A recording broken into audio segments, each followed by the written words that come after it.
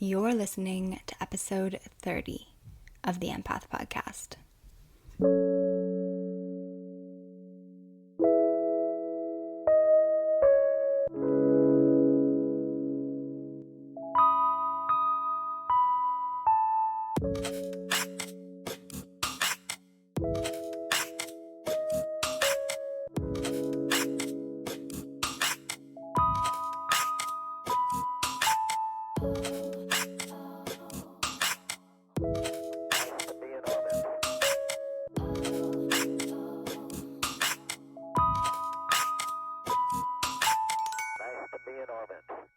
Welcome back to the Empath podcast. I'm your host, Robin, from the diary of an empath.com, and today's episode is on the beauty of contrast, or differently said, the beauty of polarity.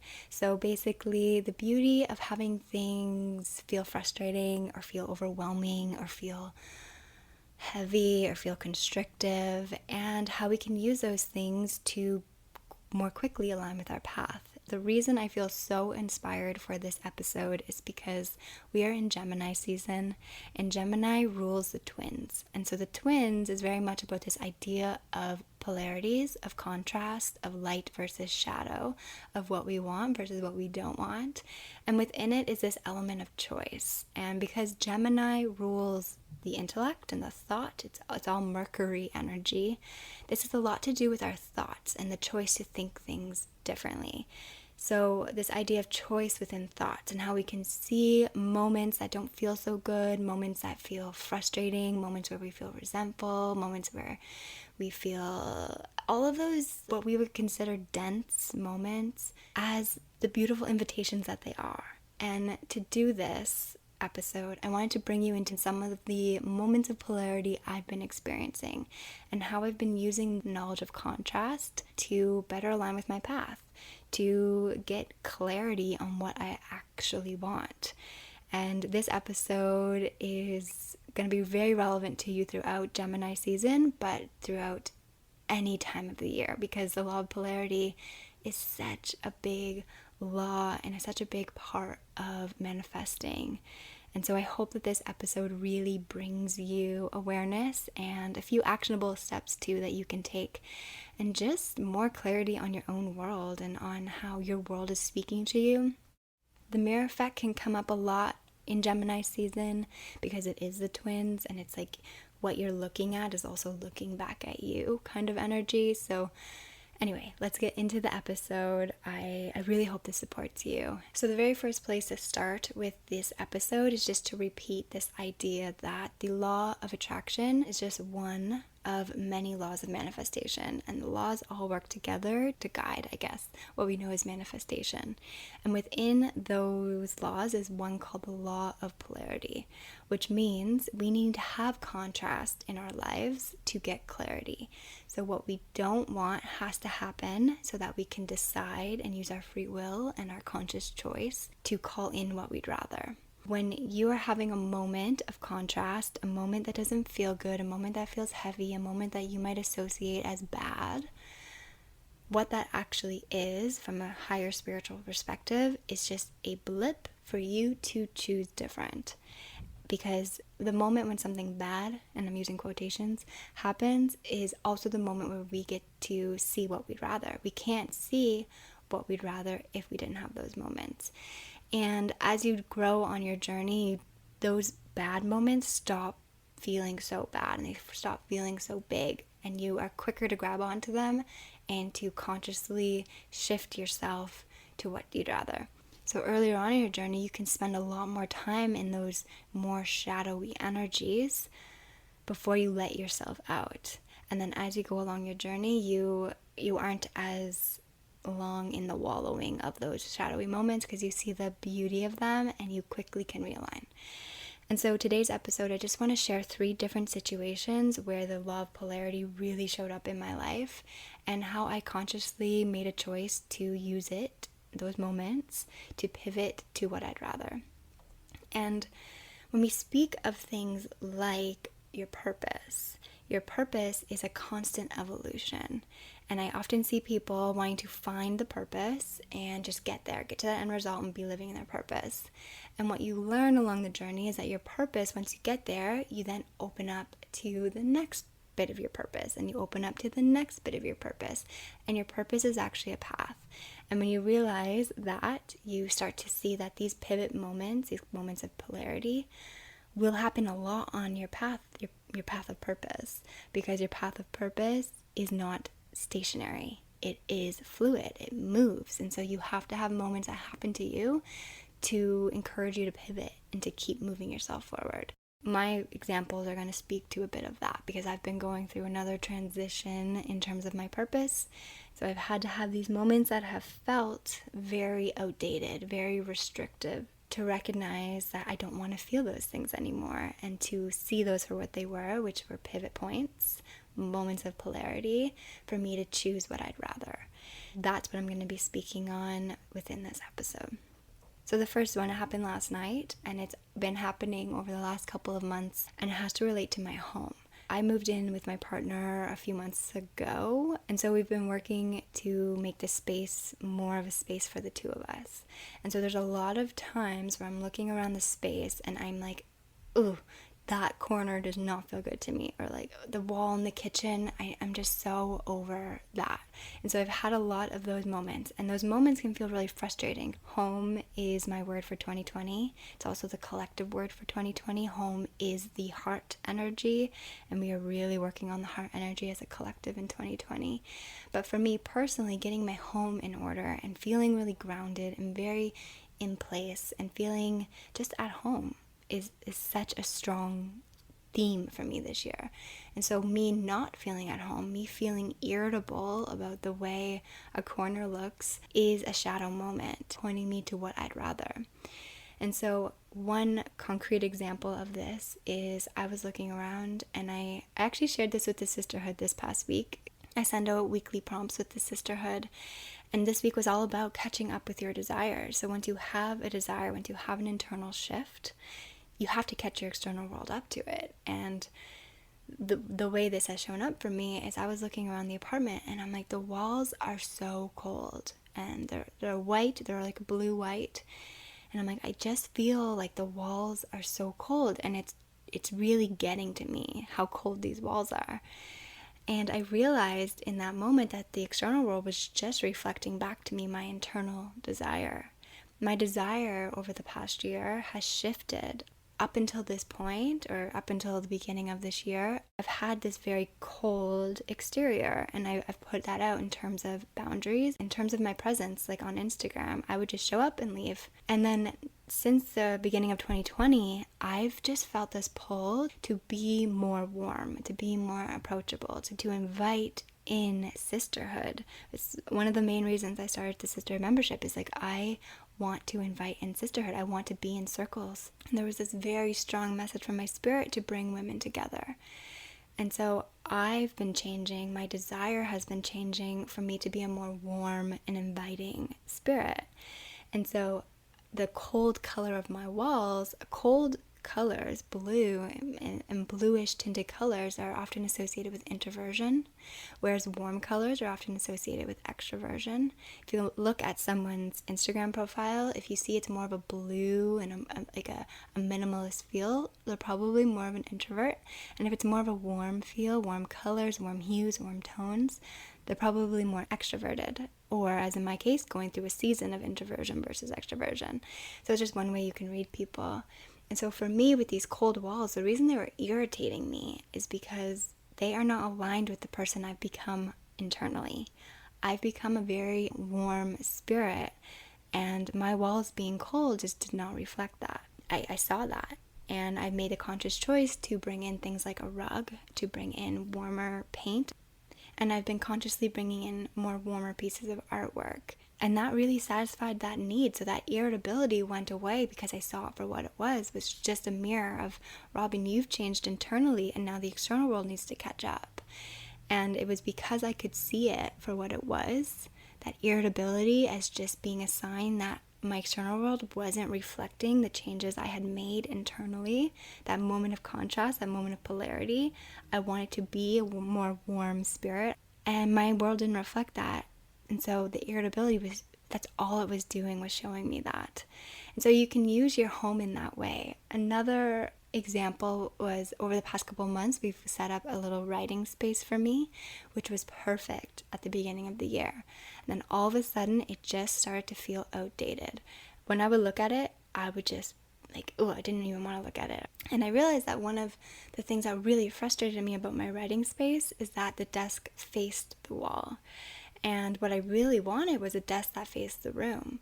And this is actually something I've learned just after that realization, was that a desk that faces the room is more open to opportunity. A desk that faces the wall isn't.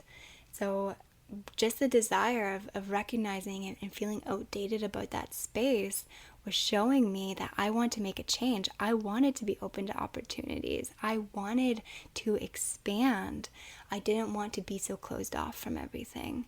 And so we've moved around my office, and I've actually gotten a whole big space now for my office with an outward facing desk. So I get to see the door and I get to see the window. And both of those things in feng shui really symbolize this idea of being open to opportunities and open to potential and open to growth and open to expansion. So that's just another way that my irritability, or my sense of something's not right here, was just reflecting my internal state. And my internal state, who I had grown into, was someone who wanted to see opportunity.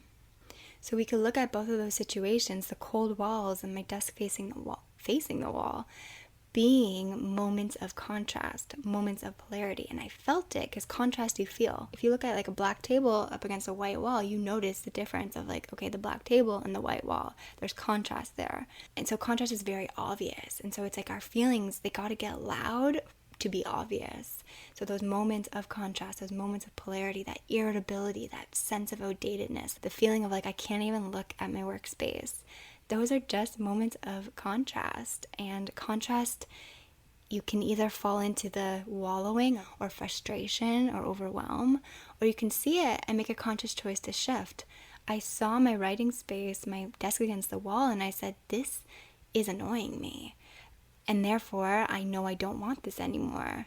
And I affirmed I have clarity on what I'd rather.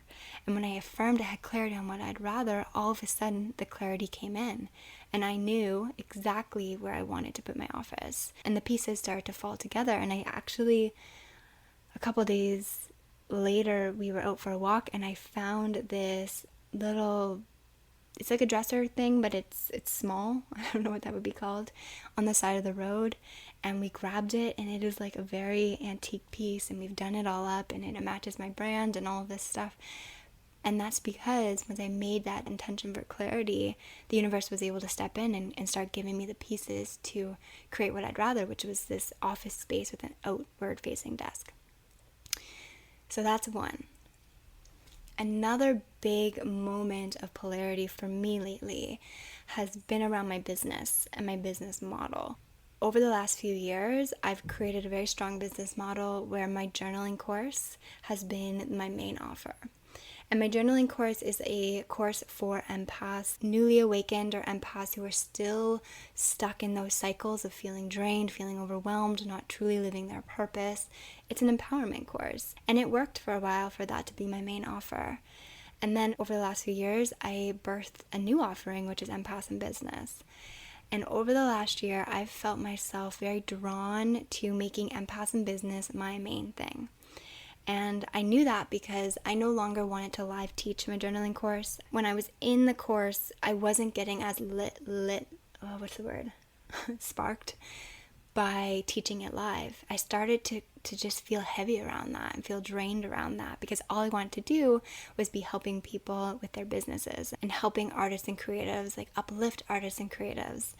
But I didn't exactly know how to transition out of that. I had found that my journaling course as a main offer really worked, and I had found that Empath in Business as a side offer worked, and I was terrified of shifting it.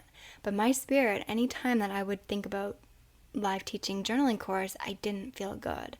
And when I would think about teaching Empath in Business, I would just light up, and I would see myself just surrounded by a group of empaths who had beautiful offerings, and I could see myself helping them, my strategic brain coming out, my business instinct coming out, and I would really light up. The thought of that would really light me up. And I knew that was a moment of polarity, because though it would light me up, I would then be like, but I can't have that.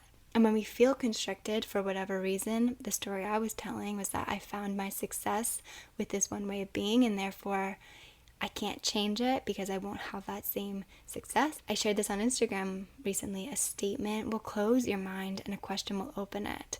And so I started to see that when I would say, it just won't work. I just can't have what I want, which is to be running Empath in Business as my main offer. When I would say that, oh, I can't have that, I was closing my mind. And I started to see that I didn't like how that felt.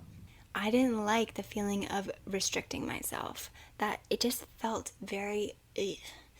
And I'm sure you can relate to that feeling. And that's a shadow feeling, because I'm not supposed to live in it's supposed to be temporary. It's supposed to show me that I'm no longer resonating with the path of life teaching that program. And therefore, I need to make a switch. I need to turn my attention and follow the path of teaching Empath in Business and putting a lot of my personal energy into that program. I still want to keep my journaling course because it's effective and it's so helpful for people who are at that space, but I'm no longer learning foundational tools. And so while people can take that course and they can find extreme value in that course, that's not where I'm supposed to be. I'm not supposed to be live teaching. I started to catch myself in those limiting statements of, I can't do it. It will be too hard to do it. I'll have to rearrange too many things to do it. I'm sure you can relate to these same thoughts related to your life. And so I started to question that. Be like, but how could I do it? How might this be easier for me to do it? And when I started to ask that question, I realized that I felt much more expansive. Just the thought of being, how might this happen, felt so much better to me. And as I started to ask that question, in came answers. And so that was just another example of polarity. I felt so I can't verbalize that feeling. I can just make this sound, but it just felt limiting to me. It felt constrictive, and I knew that my attention and my energy wanted to go elsewhere. And so when I was able to catch that and see it for what it was, a moment of polarity inviting me to choose differently, I was able to stop affirming that things weren't going to work and to question how they might. And once I could question how they might, in came the guidance for me to start to go that direction.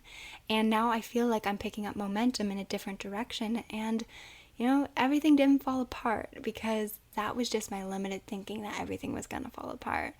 Everything is actually running a lot smoother. Having the journaling course there as a stepping stone rather than an end point in terms of my mission and my purpose is what feels so much better to me as both a business owner and someone who's living her truth, because my truth is in being more present with Empath in Business as opposed to being more present with those early on in the journey. And so where are you limiting yourself with statements? And how could you see that for what it is, which is your own limitations, and use a question to open things and get momentum going? Because once you open up to possibility, that's when you get inspired and you can take inspired action, and that's the real manifestation process. When you've become clear that, okay, I'm limiting myself, it's me who's limiting this, it's me who's keeping me stuck, and you make the conscious choice to ask a question instead, to open yourself up, that's when the universe can come in and show you exactly what you need to do to get to what you'd rather.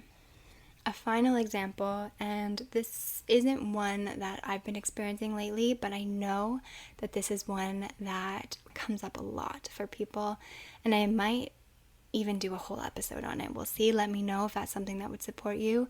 Come over to Instagram. I'm at the Diary of an Empath. But something that comes up a lot is around standards. So when we feel resentful, it means our internal world has grown in a way where we have new standards, and we are not putting in place things like boundaries to uphold those standards. And the universe loves to test us on this, where once we've decided we want something different, it will send in something that is not what we want to see if we are going to fall back because it's presented us this opportunity. And how this has really shown up for empaths in business is this idea of pricing ourselves or upping a price on something. If we realize that the price of our offer is not supportive of us, not supportive of our worth, not supportive of the lifestyle we want to live, when we recognize that, which most people do in the program, when we do the pricing activity, they think like, oh wow, like I can't do a healing session for $30 to uphold the lifestyle of feeding my kids.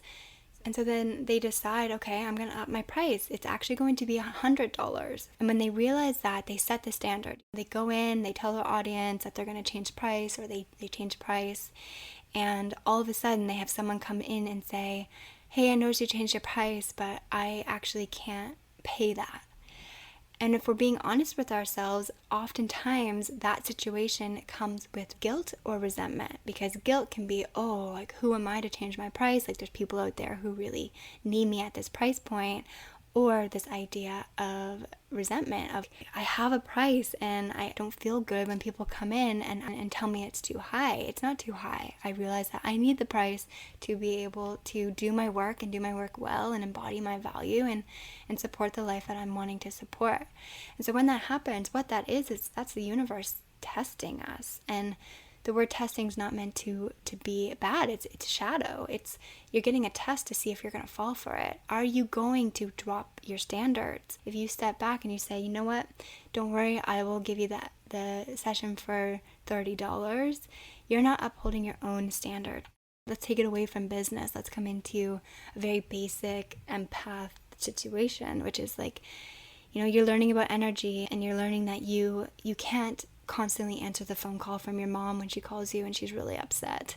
When you don't uphold that, when you set that boundary of, Mom, I'm only going to answer the phone on Sundays, then when your mom calls you on a Tuesday and you answer the phone, you might answer it out of guilt or shame, but you answer it and then you feel resentful. You feel resentful because you're not living up to the standard you set for yourself. You are backing down on yourself, and that doesn't feel good, because what your spirit wants you to do and what you truly want to do is uphold that standard, because you know that standard is what's going to pull you forward. It's what's going to walk you forward. Having standards and setting new standards along our paths, that's how we grow.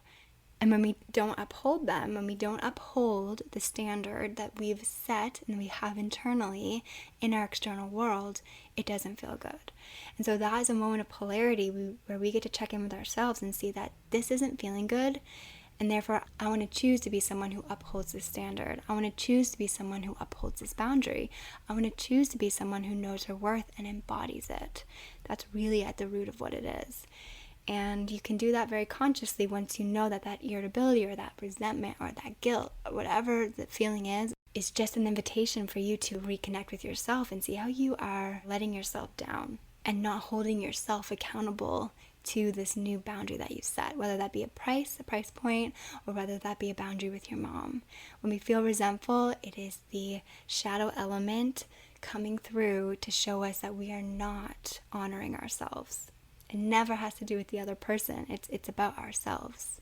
So in that moment, if you've upped your price to $100 and it used to be $30, and you have someone coming in and asking for you to give the session for your old price because they can't afford your new price, that's a beautiful opportunity to remember to align with what you'd rather, which is people who pay you what you know you're worth, which in that moment you know your worth is $100. A big thing that empaths often have to work through is the guilt. And the way we do that is remembering that your price of $30 no longer fits you. But there is someone out there who $30 feels really good to them. Maybe this is the first time they're offering something and they put it out as $30, and that's a big amount, but that's their new standard. That's their new boundary. So they would be so delighted and so in alignment if someone was to reach out to them and offer to pay them $30. For you, it is not in alignment. That's why you don't feel good when someone doesn't want to pay you your worth. So instead of focusing on all the people you cannot serve at your new price point, think about all the people who are looking for someone just like you. Someone who has $100, who is so excited to work with a healer like you, or a coach like you, or a teacher like you. That's where your spirit wants to go. You want to be aligning with those people. You no longer want to align with the people who can only pay you 30. And that's okay. It's not your responsibility to uphold every single person. It is your responsibility to listen to yourself. And when you grow, to honor that with the standards that you set, and to honor those standards in the physical world, or you're going to continue to feel resentful. You're going to continue to feel drained, because drained, resentful, frustrated, irritable, those are shadow emotions, shadow moments that are showing you your truth, and that's that you're not listening to your truth. You're not respecting your truth. So a big thing is for empaths is letting go of that responsibility, seeing that we work as a web, and that though you might be a step on your path of your worth path and ready to charge 100 because that feels good, there's someone who is so excited to be charging 30, and that feels good to them. And there's people who wouldn't even dream of working for $100. They might do one-to-one sessions for $1,000. That's none of your business, because that's not your truth. That doesn't feel good to you because that's not yours. Your truth is at $100, and you know that. So focus on that. Focus on the people who are looking for you, not the people who are looking for the $30 healing, not the people who are looking for the free healing. They are sovereign beings. They will find their people. You're looking for the people who are excited to be paying you at your price point. I'm going to leave this here. I hope this has helped you in some way and you're able to see the shadow moments or the moments of polarity and the duality that happens in our lives to move us forward. It is my intention to show up and do a few more just free thought episodes throughout Gemini season. So subscribe to the podcast if you enjoyed this. Please leave a review if it's felt good to you. More people find you, the more reviews you have. So you leaving reviews means my podcast can get out into the world and support those in need of it. And it also really validates me and encourages me to show up. I also have the intention to be bringing in a few guest conversations along with this change of energy away from the more introverted to the more extroverted. I'm really wanting to gather with women and talk about some of the things that come up as we step into our purpose and step onto our path. And in particular, talking with artists, creatives, healers who are in business or thinking about business. Because as you now know from this episode, that's where a big bulk of my energy is going. So I'm going to start with a few episodes with some of the connections I've already made. But if you would be interested in having a conversation, reach out through the empathpodcast.com. Let me know what you're all about. And if it's a fit, then we will go forward. And I would love to have a conversation with you. And also be sure to check out the empathpodcast.com. There's a ton of resources. There's also my blog, thediaryofanempath.com, where you can find so much. There's a free Pillars of Purpose course if you're looking for clarity on your life purpose. There's an empath chakra course if you're wondering how to work with and nurture your energy. There's a lot over there. So I'm going to leave you here. I hope you have the most beautiful day, and we will talk soon.